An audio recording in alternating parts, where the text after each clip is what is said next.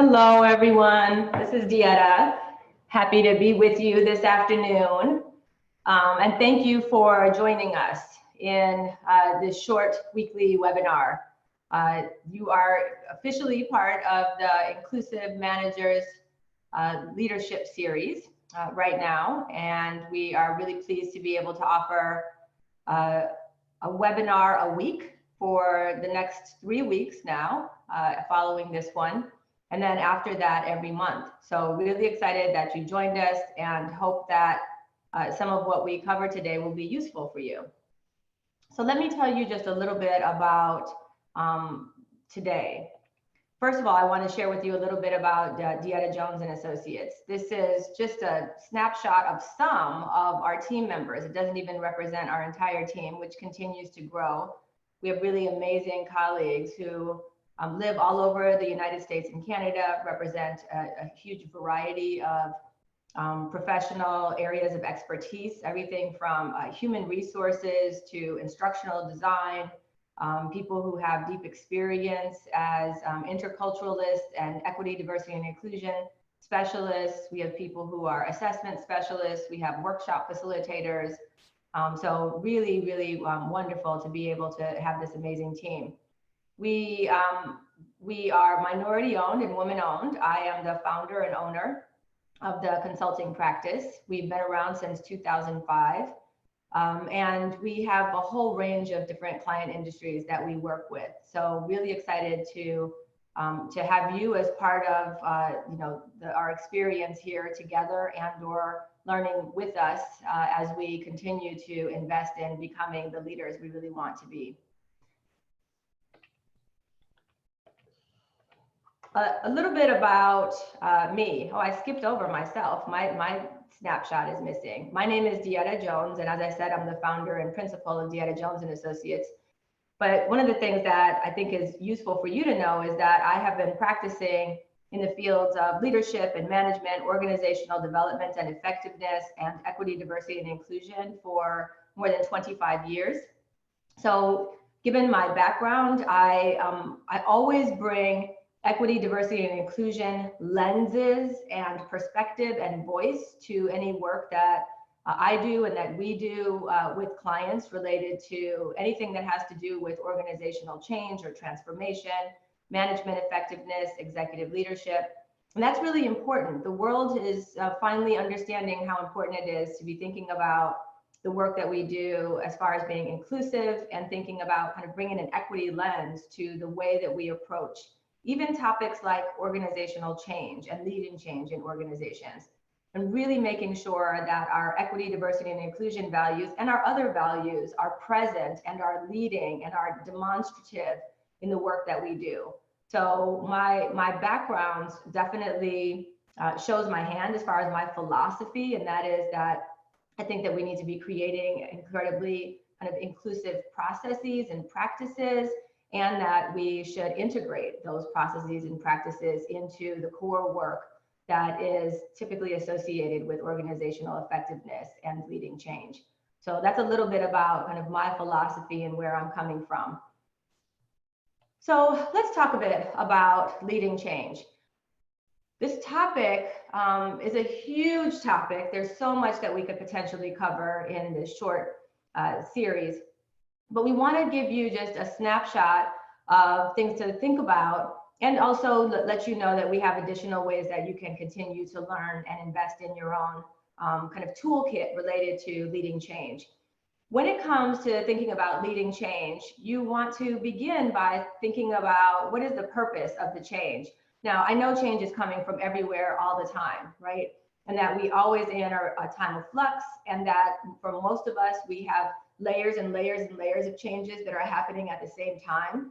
And that unlike the way that we used to talk about change 20 years ago, when I used to do workshops and sessions on change, we used to talk about models associated with changing in order to get to the next time of stability, right? So let's upset the apple cart so that we could get to the next wave of stability. That is no longer the way that we think about change. It is no longer the reality. We are not changing now so that we can experience stability in the future. stability in the future is not something that is realistic to anticipate. We are always going to be changing. The world is moving fast. Our clients are changing. Expectations of our leaders are changing. Our culture is changing. The way that we express our values is changing.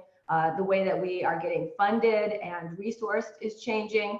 And so it's really important for us to develop strong muscles and develop capacity inside of our organizations at every level for understanding and helping to move through change as part of what will be the ongoing reality of any organization in any industry, right? And some organizations maybe move faster than others as far as change. Some maybe have different stimuli or catalysts for incentivizing or creating change, but every organization across every industry is going through pretty significant changes at many levels. And so it's really important to think about how it is that we bring as much intention as possible to the way that we lead change, but also to really develop solid an effective leadership ability inside of our organization, not only sitting with people who have titular leadership roles, but also across the organization for making sure that change is something that many of us, if not all of us, see ourselves as having a role in facilitating. So let's talk a little bit about why this is so important. And I started off with the thing that's probably a little bit more negative, right? That there are, in addition to, some of the other very specific kind of dollars and cents associated issues related to ineffective implementation of change, there are also things that are really important to think about when it comes to thinking about your employees and your workforce and your organizational health and well-being. So the cost of ineffective implementation is that it leaves employees feeling disenfranchised, right? When I am out doing work with organizations, what people say to me is, we had this visionary leader come in and swoop and wave a magic wand, and the expectation is that this change that they gave to us, that it wasn't even something that we understood or were part of or helped to kind of socialize in the organization, was something that none of us liked, none of us understood, none of us felt like we had the capacity or training for, and then we're either not going to do it, so the implementation doesn't happen, or we do it, but not in a way that builds commitment. It may be that people comply with change efforts and things that are expected as far as change, but it doesn't build the kind of commitment that's actually necessary for ongoing implementation, and or that builds the kind of muscles that we're going to need in our organizations for subsequent changes. The second bullet is loss of loyalty, trust, and commitment. This one is huge. People call me all the time and say, how do we build trust? How do we repair trust? It's typically repairing trust that people ask about. And trust is one of those things that's really important to think about, especially as you're leading change. The two are not divorced or separate from each other, right? How we do even tough things is incredibly important. If we do the things that are difficult or challenging or complicated well, and in ways that exemplify our values, then even though it may not be pleasant or easy all the time, people will be able to trust that we are going to do right by them this time and in the future. And that is the kind of thing that builds commitment. In the absence of that, then what we do is we lose loyalty, trust, and commitment. And those are things that are incredibly difficult to get back once they're lost. Having those things in place and nurturing them is much easier than trying to rebuild trust, which is a very, very difficult undertaking. High levels of stress and burnout. And many of you probably have experienced this in your own workplace and maybe personally, right? That change is stressful for most people. Even people who like change, even people who think of themselves as change agents, even people who are excited about the new change, it's still stressful. It may be a kind of a productive stress that can turn into innovation and creativity, but it's still stressful. And when that stress gets past a point of productivity, past a point of being motivating or incentivizing, then it gets to the place where people start experiencing burnout. And the costs of that on people's ability to be creative, to be risk-taking, to be willing to try something new or different than they've tried in the past is significant. And then all of the other sorts of implications go along with that, like sick days and a loss of productivity and the sorts of things that have real financial implications, negative financial implications for your organization. And then the last bullet is that the other thing that can potentially happen and often does happen is that people experience poor balance in their life and they're neglecting themselves and their families, right? They're feeling like they are their sense of personal well-being is suffering. There's a lot of this happening right now in many organizations where people are describing trauma. People are describing a desire for more well-being. People are leaving their workplace in order to seek a workplace that allows them to have a stronger sense of well-being. So these are just some of the things that are associated with change that is done in a way that is ineffective. So what would be the more effective ways? Well, there are things that are really important to remember about doing change well. So done well, change can lead to new waves of energy and ideas that really increase creativity. And there's all sorts of reasons why people don't have access to this when they're stressed out or when change is done in a way that makes them feel threatened or embarrassed or vulnerable. But that creative energy is definitely needed when it's time to bring something new into existence or ask people to do something that is different than what they've been practicing doing all along. Increased engagement and capacity in employees. This one is incredibly important, especially because for a lot of us, we're not getting huge influxes of new money or revenue. A lot of us are changing in order to make financial cutbacks, or in order to be more resourceful, or in order to reduce inefficiencies that are having negative financial implications. And so we need people to be able to do things that are maybe in addition to the work that they've done in the past, or maybe more sophisticated version of what they've done in the past, and be engaged around that and have the capacity to be able to do that work. A more equitable distribution of resources, access, recognition, and reward. Done well, change can advance your equity, diversity, and inclusion values, and it should. It should create opportunities, if you're really thinking about this as a possible opportunity, for demonstrating how it is that people at different levels of the organization can contribute in ways that are meaningful for them, and that maybe kind of take them out of being pigeonholed because of their traditional roles or some of the mindsets around their roles or contributions to date. It could really open up access to resources like professional development or software, or opportunities for people to take on leadership ability. And also it help people create more incentives that are associated with, or that are kind of reinforced through rewards and recognition sorts of opportunities. The increased productivity and opportunities for innovation is definitely one that most people care a lot about nowadays. How is it that we create more innovation in our organizations and capacity for that? Innovation is a huge buzzword, but innovation is not easily available to us if people are kind of hunkering down and trying to protect themselves for the fear or threat or embarrassment that is associated with change that is implemented poorly. Decreased duplication of effort and inefficiencies is something that I mentioned previously, and how important it is for us to be able to think about the drivers of change. And one of those is, in many instances, in many different industries, really thinking about how we reduce duplication of effort, how we get rid of silos that have existed for a long time but are no longer serving us, and where we're maybe moving to things like central services, or where we are thinking about cross-functional teams, or reestablishing kind of departments or teams to be more collaborative. And so really thinking about change as something that can help to support restructuring processes. Again, done well, it can be incredibly powerful. And then finally, and this is not last on purpose, but a sharper alignment with our customer needs and our ability to deliver on those needs.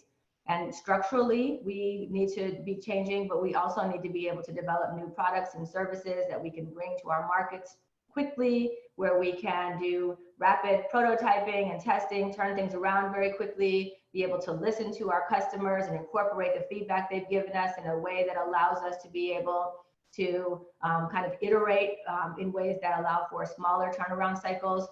And all of those things are enabled by change that's done well, because people feel less fear around not getting to perfect, and understanding that what we're doing is moving in a kind of pretty good world in many cases, especially when we're doing things like prototyping, listening to customers, and being able to experiment in ways that allow for kind of virtuous cycles to exist in our relationships.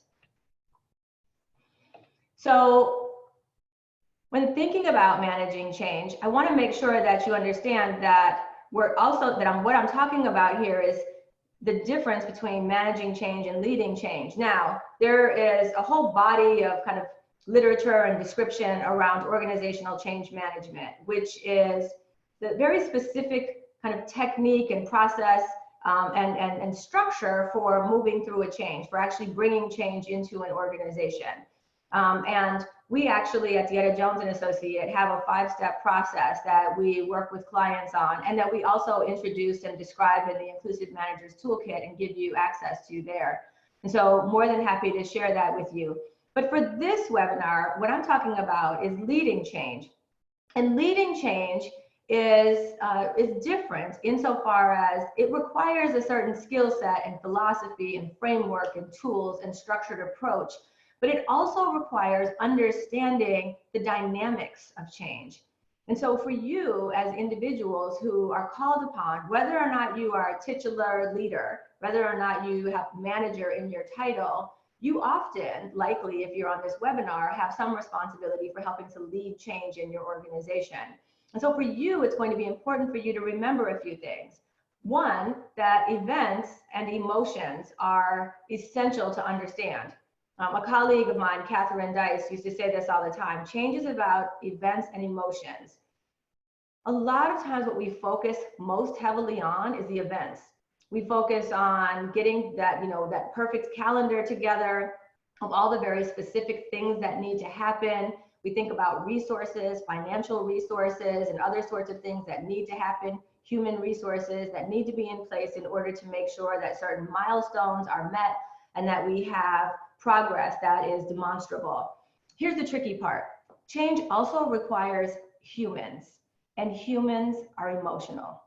Humans are emotional beings, and we all deal with change differently. So regardless of how beautiful the spreadsheet is, or how much we've perfected the Asana timeline, and we have a beautiful project plan, real humans are actually going to be impacted in ways that are very personal and likely very different from each other by the same change that maybe you're very excited about, right? And so it's going to be incredibly important for you to remember that driving events is managing change.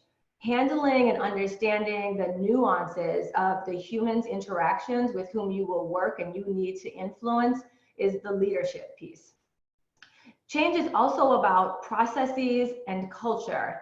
And so processes are how we do change. It is the, how are we communicating with people? How are we making sure that we're building in feedback loops? How are we learning from those feedback loops in ways that allow us to improve over time? How are we making sure that we're not leaving behind big parts of our workforce? How are we socializing change internally and externally to our internal stakeholders and to our external stakeholders and clients, right? And then it's also about culture. So a lot of times people say, well, what I need to do is just change this part of the org chart. We need to just change this department so that this department and this department merge or become a different department. Right, that's a very practical way to think about it. But the bigger issue, and the thing that actually is going to be the most difficult part of even a department to department merger or a change that seems like it's quite kind of practical in scope, is that cultures merging is actually the part that is more complicated. Structures merging is probably easier. right? So to be able to say, okay, this is your role and this is your role, and there's some similarity there. So how do we consolidate and see who reports to whom, and how do we balance out our portfolios? All of that is structural. And those are the sorts of things that are actually much easier to think about. They're not easy necessarily, but they're easier to think about. Culture, on the other hand, that's trickier. Merging cultures, that's a lot more complicated. And that's the place where mergers and acquisitions even get complicated, right? Is how is it that our values and the behaviors and processes and practices that we have in place in this part of the organization going to mesh with this part of the organization in ways that allow us to be able to behave in ways that support those positive values that are very much part of our identities, individually and collectively. So really being able to understand what is organizational culture, how do we uncover organizational culture, how do we negotiate organizational culture, how do we merge organizational cultures, how do we change and advance organizational culture to more effectively reflect our values. All of those things are really essential. And again, we talk about that in a lot more detail in some of our other offerings, but I just want to dip our toe in the water here. And then the last bullet point here is that change is also about beliefs and values. And a lot of times what people do is they dig in their heels around their beliefs and values around whether or not this change is something that we should do, and or how it is being felt by them, how it is being perceived by them at the individual level. This change hurts me because it is antithetical to my beliefs about what we as an organization should be doing, or it's unfair to me, or I wish it would have been done differently for me and to me, right? And so all of those sorts of individual experiences of change that have to do with my individual beliefs and values butt up against the way that we might be planning for change at an organizational level, guided by our organizational values. Individual values and organizational values are not exactly the same thing. There should be a really strong kind of Venn diagram between the two, but they're not always exactly the same. And that's where a lot of the complication comes into place, typically speaking, and really helping to articulate the difference between those and helping to navigate and negotiate some of those values-based conversations is incredibly important when leading change. So for you, I just invite you to think about for yourself, and this is just kind of rhetorical because I know that we don't all have the ability to chime in here, but I want you to think about this. So I started off the last slide by saying, change is about events and emotions. Think about for yourself some of the ways in which you have experienced change, right? So a lot of times, especially for those of us who are in leadership roles thinking about change, we're thinking about other people. How do we help them get through change? How do we manage their resistance? How do we help build their capacity? How do we help keep them engaged? I want you to pause for a minute and think about yourself. Think about a change that you went through, either in your professional life or in your personal life, right? Who decided that that change was going to happen? If it wasn't you who decided that that change was going to take place, how did that feel? What were the implications for you and your ability to fully engage in a productive and constructive way in the change if that change was decided by someone else? Right? And I'm not saying there's always a clean answer, and I'm not saying people always get to decide whatever's going to change in their life, right, on their own behalf. But I want you just to reflect on it, right, and to think about if change was done unto you, what were the implications for you as far as how it is that you got through that change, what you brought into it mentally and emotionally. How did you feel about it at the beginning of the process? How did you feel about it during the process? And now when you look back on that change process in the rearview mirror, how do you think about it? I ask this question because change, like many things, is something that we experience differently at different points in the process. So when change is in front of me, it may seem like a Herculean undertaking, maybe something that is impossible, right? Maybe something that I could not ever possibly do or accomplish. During the process, it may seem like I'm running a never-ending marathon. I may feel hopeless, I may feel exhausted, I may feel confused, I may feel frustrated, right? I also might feel exhilarated. I might feel a sense of adventure, right? But thinking about it in the middle. And then in the rear view mirror, looking back on it. And it's typically easier for us to describe change as positive, or at least the things that we got from the experience in ways that are more positive and constructive when we're taking a rear view mirror glance.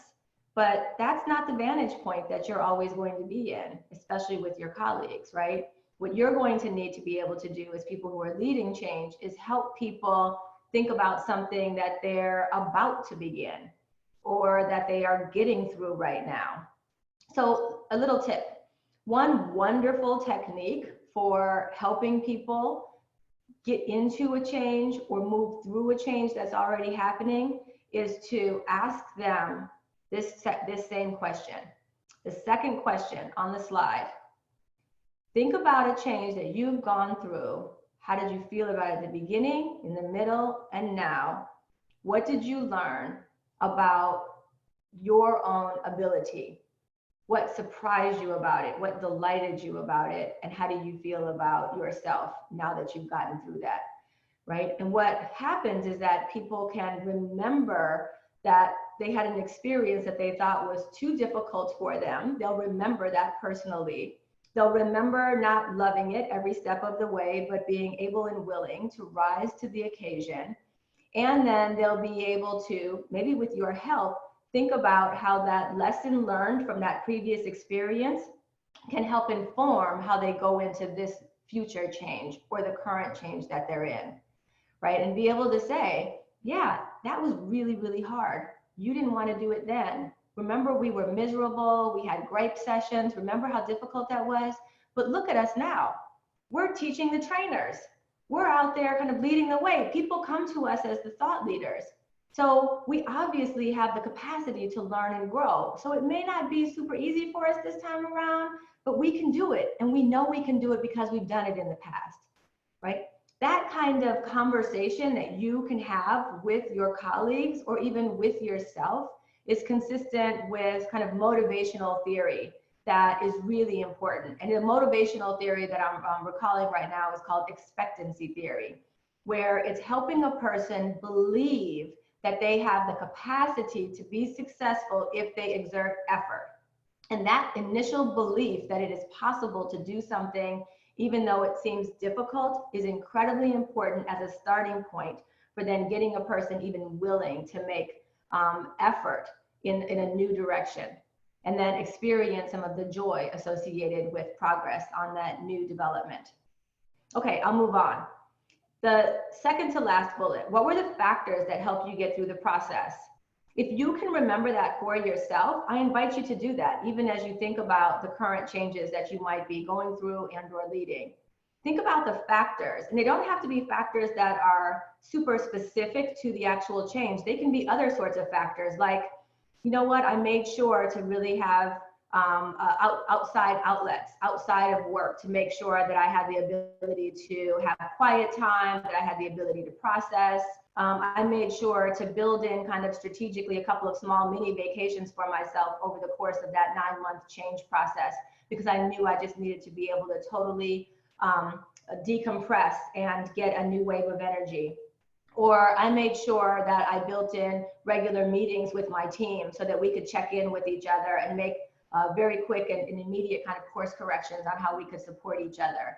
Think about factors that helped you then, and also invite your team, if you are a manager, to think about factors that help them, and then use those factors to inform your current and or future change processes, right? And those are going to be things that are in addition to your organizational change management. Those are going to be things that are just about kind of making sure that you're stacking the deck in a way that's going to help you either refresh, keep your creative edge, make sure people are engaged, make sure that communication is flowing in multiple directions and often. And then finally, the last one is, what did you learn from the experience? And this is just one of the things that I invite you always to do, and that is to think about how it is that you are framing and also inviting your colleague and team to think about what it is that we can learn from an experience. And sometimes change is difficult, sometimes it's delightful, and sometimes it's difficult. So to always, always, always think about regardless of whether it's delightful or difficult, what are the things that we're going to take away from this that are going to make us better, stronger, faster, that are going to be really important for us? Humans are naturally motivated to learn and to grow. And so to constantly find ways to turn even what might be a challenging situation into a positive developmental opportunity is definitely an advantage. One of the other things that I mentioned in a previous slide is that change is often about process and culture. And I think it's really important to consider the cultural implications. And I'm meaning organizational culture. The cultural implications of the change that you are leading or changes that are happening right now in your organization. If there are some that seem like they're purely kind of tasky or structural, they're not. Every change probably has some implication for your culture. And it's really important to think about how deep a change is, especially if what we want is stick-to-itiveness. Stick-to-itiveness means that the change is going to be able to last and have a positive impact even past the point that the individual or group that initiated the change is in that leadership role, right? That there is something about the change that allows for new behavior to exist within the organization over time and in ways that are productive and constructive. This is a quote that I pulled from Cameron and Quinn, who do quite a lot of work around organizational change and who I've referenced sometimes, because one of the things that's really powerful in their language here is just reinforcing how change at the cultural level, organizational cultural level, is really about reinforcing values that are consistent and also that are demonstrated in action, right? And that's how change really gets to the cultural level, is when we all understand how this change reflects our shared values and we know how to behave in ways that are either new or different because of these changes. And until something allows us to understand the behavioral changes that are going to be expected, we haven't yet hit the cultural level. Cultural level of change means that people understand what the new or different behaviors are that are expected. And the stick-to-itiveness is that those behaviors have alignment with our organizational values. And it also reinforces in this quote how important it is that all of us see ourselves as playing a role here, not just the people who are in the senior or executive leadership roles. That change that is going to have a positive impact on culture has to be something that everyone can see themselves in and actually be able to demonstrate behaviorally. This is another visual that is associated with change, and it comes from the work of William Bridges. And I absolutely love William Bridges' work because what he describes is that change is really kind of a transition over time. And William Bridges has a really interesting background. William Bridges, kind of came out of counseling psychology, worked with people who are going through grief or loss in their personal life, and then transition to really thinking about what are some of the implications and application for organizations. And what he describes here is this process of moving through change. And what he describes is kind of a three-phase process that he describes as transitioning, right? The transitions. And the first phase is called endings. The second phase is called the neutral zone, or the actual transition zone itself. And then the third phase is called new beginnings. And it's interesting to think about this because all of us at any point in time are going through a change. And even if we're all going through the exact same change in the same organization, every one of us could be experiencing it slightly differently. So it may be that even though all of us are going through a very specific change and we're all part of the same unit or department, I am experiencing an ending in a way that's really profound and I'm stuck in, like what's ending and the feeling of loss associated with that. Well, some of my colleagues may be really stuck in kind of the neutral zone where everything feels really unclear and muddy and lacking focus. And other people may be super excited about where we're going and tomorrow and the thing that's about to be birthed. And so even if there's one change, we can all experience it differently. So endings is really useful. Let me give you an example at a personal level. And all of us have personal examples of going through changes that could be described as a transition. So I'll give my own personal example here. I have a son, he's 11 years old. And when I was pregnant, I realized that my 10-month gestation period was actually a perfect opportunity for me to reflect on this model and the transition that was part of my own life or that I was going through. And I realized that even though I was incredibly excited about this new beginning, right way over here, this thing that was going to be new, the birth of my first child, me becoming a mother, all of the different ways in which my life would be different and more rich and more interesting and forever implicated by this new event. I also was experiencing something ending. As a matter of fact, I was experiencing a lot of endings. I was experiencing that ending of being able to kind of just put myself first, or to be able to just be selfish, or sleep whenever I want to sleep, or eat whatever I want to eat, right? Or travel wherever I want to travel. As my son was born, I realized that there were other endings, right? I started losing my first name. I just became Shiloh's mom, right? People started associating me with my role as a parent rather than with the role that I had previously seen myself so kind of tied to, and I felt so strongly about, and that I had developed and cultivated over so many years of my life. And so endings are not necessarily tied to a negative new beginning. Even things that we really want and we anticipate require that something is going to end, something is going to change, something is going to be different. And that is a place of loss for people. And different people experience that differently. So it's not that people are resistant to the change or to the new beginning or to the thing that is being rolled out or that is going to be our future. But there's something about my identity for a lot of us that we're really wrestling with. And this is the place where a lot of people miss an opportunity to lead, is understanding that people really wrestling with the grief associated with endings does not mean that they are change resistant, right? They may need clarification about what the new beginning means as far as implication for them or for their work or for their skill set or for their role, but it doesn't necessarily mean that they are resisting the new beginning. They might be excited about it the same way that I was incredibly excited about my child.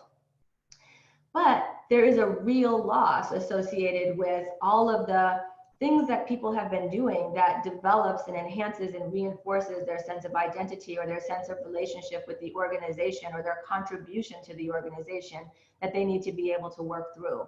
So that's really important for you as leaders to understand, that we need to be able to help people deal with endings. We also need to know that this middle part, this neutral zone, this transition zone, is incredibly frustrating for most adults. Grown folks like to know what's going to happen next, right? And so being in this kind of ambiguous, I don't know what's going to happen next place is a really uncomfortable position for most people to be in, especially adults. Children, tell me what's going to happen, a big adventure, that's cool. Surprises are cool. Grown folks like to know what's going to happen next. And so this transition zone is a really tough time for leaders and for people in the organization who are not necessarily in leadership roles, because everyone is trying to get clarity. And the leaders are trying to get, clear on how can we message in ways that are clear and up to date and not and accurate and perfect and hitting all the right tones. And people in the organization cannot get enough of that communication. And no matter how much they get, there's something else that they say they need more of. And so this is a place that's complicated for everyone. And so being able to move through this with as much structure and process as possible is really important. And that means from a leadership point of view, it's going to be important for you to start anticipating way in advance, to the extent possible, before a change comes or before you start embarking on an intentional and planned change, to think about how it is that you'll make sure that the organization is moving as effectively as possible through that neutral or transition zone. And then the new beginnings is, of course, where it is that we want to be, right? And how it is that we're going to be operating, behaving, performing differently in once we've achieved the change. And it also means that we will likely just keep going with this over and over, that there'll be layers of this sort of a wave that are happening over and over related to different kinds of changes or transitions in your organization. So when you're communicating during change, I think it's helpful for you to have just a couple of little bullet points here that kind of align with the ideas that William Bridges lays out. And so when you think about like what's ending, then I encourage you to think about a couple of things as far as your messaging. How can you right size the change? How do you make sure that you describe the change in small enough increments so that people aren't overwhelmed by it, right? If we use the word change like this, it's just so big, and people think everything's changing all the time. That's too much for most grown folks to handle all the time. I'm not saying grown folks aren't incredibly, able to move from change to change, but it's just too much to always have change thrown around. What's changing, what's not changing? Let's right size it. Let's help people scope and focus so that we can figure out how to appropriately allocate our time and energy. Identify who's going to have to let go of what. In any change in an organization, there are going to be some people who might have greater losses or more implications as far as their work, or they'll have to change more, maybe develop, have a steeper learning on a learning curve related to a new skill set that they'll be expected to be proficient on, for example. So really being thoughtful about, who is going to be hit the hardest by this change, and how is it that we make sure that we are preparing those folks and for those folks to have what they need during the change process. Get ready for and deal with potential losses. Losses is not losses of people as far as human resources. It's instead people's processing of something that they're losing. Sometimes people mourn losing, a space, a very specific office space, or a very specific relationship with a department, a job title. Sometimes people get promoted during a change process, and they lose the kind of community of friends that they had when it was all colleagues, and now that they're supervisor and no longer have the same collegial kind of relationship that they had in the past. And so there's always some kind of loss that people are experiencing, even when the change is a positive one. And then here's something that's really, really important. Celebrate what's worked well and what has been important about the past. And this is the one that most of the time we overlook. It's incredibly important for people to know that we're not changing because every single thing you've been doing in the past was wrong, or was subpar, or wasn't important, and we didn't value it. That's not why we're changing. As a matter of fact, let's talk about all of the cool stuff that you've done so far that's led us to this place where we're now going from great to greater, or from one level of greatness to another level of greatness, or one era to another era. But to be able to celebrate those things that are important about our past, and also important about the contributions that people have made in the past, so that they don't feel like the work that they've done, the contributions that they've made are being diminished by the focus on this new direction. For the transition zone, a couple of things that are really important to think about when communicating during change: provide a lot of updates. Having someone or a group that's really good at communicating and really good at keeping communication flowing in multiple directions and often is incredibly important. Here's the trickiest part. A lot of times we spend so much time getting the messaging just right because we don't want to say anything that is not fully baked, or we want to wait until we have all the information before we share it, that we don't share things in a timely fashion. That is the exact opposite of what I'm going to suggest here. What I'm going to suggest is sharing small updates often, and then telling people, honestly, we're still working on this or that. We're still trying to get a little bit more information on X or Y. As soon as we have that, we'll share it with you. Here's what we have for now, and here are the implications for your work. Helping people to see the connection between what's happening and their work is really important. And a lot of times that's where people kind of get lost. They get these high level messages that come out, for corporate wide or an enterprise wide email message that comes out from the executive. And really what people want is, how does this impact my work? And so really thinking about how you can cascade into the organization messages that allow people to have a better understanding and start to socialize implications of change for them, at local levels is incredibly important and helpful, especially during this stage.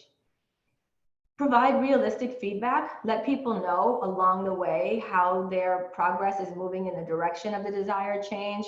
It's not like all of a sudden we're expecting people to be proficient. There has to be feedback loops and opportunities for people to learn and go through a learning process. And then really reinforce that what we're doing is building skills that are aligned with the preferred culture, the new culture, where it is that we're going at the cultural level and at the skill sets level. And then from a new beginnings point of view, this is the place where, as far as communicating, we're explaining and encouraging the new behavior. We're helping people understand this new thing that we're doing is incredibly important because of this. Here's an example of how it's recently been happening in ways that are very effective and consistent with our aspiration and our expectations. And here's the way that we're measuring and counting that achievement in ways that help people to start integrating and understanding of why it is that we're doing what we're doing, but also reinforce those behaviors that we want to see more of. Help people understand what they can continue to do at their own level, and also equip your managers with tools like messaging decks, for example, that really allow them to be able to have language for being able to communicate an even message that cascades evenly across the organization in a timely fashion, so that everyone across the entire organization is getting information around the same time rather than very different times, because managers have different styles or preferences. And also that allow people to be able to describe what the implications are on their local work, which is really important for people actually being able to feel engaged and also to know what their performance expectations are. And then look for ways to recognize performance and positive outcomes. Look for those opportunities and reinforce those. So I've said an awful lot about change, and what I want to do now is just say a couple of last things about the positivity, about the how that is very much the role of leaders. And again, I'm not going to go kind of deep into the weeds on all the specifics, but I want you to have this in your mind that leading change is very much about you not just delivering the message, but delivering messages in ways that bring out the best in people, that help people feel excited about the possibilities, that encourages people to take risks, that rewards people for effort and for performance, and that really reflects your values. And what that means is that you have to think about your own leadership philosophy as you are implementing change, as you are leading change, the way that you communicate, the words that you choose, the examples that you point out are going to be absolutely critical for helping to really support this philosophy that helps people feel like taking the risk is going to be worth it, and also helps people feel like they're in a safe enough environment to be imperfect during the learning process that's necessary in order to get to a new level of proficiency associated with change. So this is a visual that is inspired by the work of Barbara Fredrickson. Barbara Fredrickson is one of many researchers who does work on positive emotions. And I don't mean positive emotions like happy, everything is easy, everybody's happy all the time, everybody gets what they want. That's not positivity, though happy is good. Positivity is instead those experiences that help us to feel joy, to feel satisfied, to feel heard, to feel valued, to feel respected. And those are really important for humans to experience. And oh, by the way, they're important for humans to experience at a disproportionate level to negative emotions. It is important, it is essential for humans to experience positive emotions in at least a 3-to-1 ratio to negative emotions. 1-to-1 positive to negative emotion experience of negative emotions is depression. And so it's really important for people to be able to experience positive emotions. Now, why does this matter for you? Because for you as leaders and managers, you can actually help to plant experiences of positive emotions And I don't mean this in a manipulative way. I mean this in an intentional, thoughtful way, generous way. You can help to plant experiences of positive emotions in yourself and in other people in ways that help to reinforce their ability to be engaged, to be curious, to bring out their best creativity, to be willing, to be vulnerable, right? You can actually plant those experiences. And by the way, you can plant negative experience as well as leaders and as managers by the language that you choose or the processes that you put in place or that you don't put in place, right? And so really thinking about the power and the influence that you have in order to help people bring out the best in themselves and contribute to something that is going to have tremendous satisfaction for them individually, but also be really helpful for the organization through a change process is incredibly helpful for you to understand. So here's how this works at the bottom of this visual. So the bottom lower hand side of the slide says positive experiences. Positive experiences can be saying to someone, hey, yesterday in the meeting, when you stopped us before we reached a decision and encouraged us to kind of pull back and consider other alternatives, that was really helpful. Because I think us pausing and then opening up the discussion for another wave of alternatives led us to having much more creative ideas, and that we landed on something that was much more of a breakthrough than we would have had access to had you not intervened. Thank you. That's a positive experience. It's a very intentional positive experience. That's called feedback that you just gave to another person that then has the subsequent kind of impact of broadening that person's ability to see and experience possibilities. So now this person who just received this positive feedback from you is able to say, you know what, I can actually do that more often. I can play a leadership role regardless of whether or not I am a formal manager or formal designated leader in this team by the way that I communicate, by really helping the group learn, by really paying attention to group process, by inviting the group to make sure that we are thinking about possibilities in ways that are really inclusive or that bring out the most creative solutions. I can do that. It's me being able to receive that positive experience and then broaden it to other opportunities for myself. That then leads me to be able to continue on with creating some of those experiences that also are affirming for me and for others, which helps me to build enduring ability and capacity for the future, right? It helps me build my confidence. It helps me build confidence to say, you know what, I got it in me. I may not have a title, I may not have the corner office, but for right now, I have a tremendous influential leader role in this organization and or in this department in ways that are really satisfying and I can tell have impact, right? And it also then creates at the top of this model, this virtual learning cycle between processing and adjusting to new experiences. So during this change, I'm able to see my positive and helpful contribution. And also I could potentially look around and say, I bet that this can apply in other parts of my professional life or in other ways in which I contribute to change in this organization or to my role in this organization. Or I can mentor other people, right? Or I am more courageous as far as having feedback conversations with my supervisor in ways that might encourage that person to give more positive feedback to other people because it's had such an important role in my life and in my development, right? And then this virtuous cycle continues and continues. Positive experiences are so important for you to plant. And I'm gonna say 3-to-1 is the minimum as far as positive to negative emotions. That's the research. And it's not just Barbara Fredrickson, though she has done a tremendous amount of research on this, but there are a lot of other people. The baseline is 3-to-1. Optimal is 6-to-1. 6-to-1 times you want to be looking for opportunities to make sure that we're talking about what's going well with our change process. Let's find an example in the organization where a pilot or an experience or a client service has gone particularly well and that we want to share to help people understand, why are we doing this? Why are we making, why are we putting forth all this effort? Right? And people need to remember that it's not just effort that we're putting forward. We're trying to do something in order to have a more effective impact.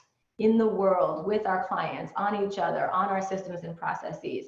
But that's a story that you can tell and that can be told more regularly, right? And often to help people kind of reinforce, oh, we're doing this because, and help people feel like their work is being recognized and valued. What will happen in a change process is that, especially for people who are wrestling with it, who are just kind of thick in either the endings or the neutral zone, which was really muddy and mucky, they're going to start looking back with desire on the way things used to be. Even though that new beginning is compelling and interesting, the way things used to be is familiar. It may not be ideal, but I know it. It's my stuff. I know it. I was at least proficient there. This, I don't even know if I'm going to be able to do that. So the way that we help to bridge that gap, the way that we help people transition kind of psychologically, which is really important, is to help plant those new experiences and stories that will create kind of a pathway for people to be able to see themselves not just acting and exerting effort, but also exerting effort that leads to performance, which is part of that expectancy theory that I described. It is motivating for humans to, one, believe that we have the ability, if we exert effort, to perform, and two, that that performance is something that will be recognized and rewarded. So really important to just remember the psychology and your own as well, to stay focused on the positive as much as possible.